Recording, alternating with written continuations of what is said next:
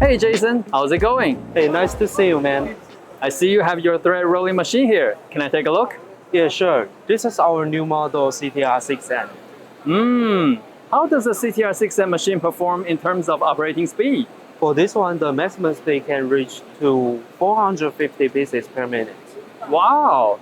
With such a high operating speed, what features help maintain its efficiency? Firstly, we have the new type of sliding system, which made for aluminum. Also, our engineer applies the sliding cover snap and the angle of the iron plate for dynamic balancing. Great! I think manufacturers producing screws should consider purchasing from you. Is the machine durable? Of course. Let's take a look at that part. Oh, thank you.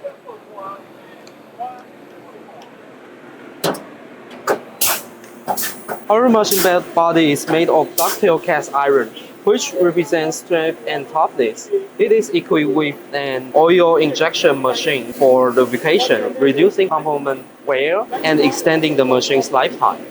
Awesome! It was great learning about the CTR6N machine. Thanks for your time. Thank you very much.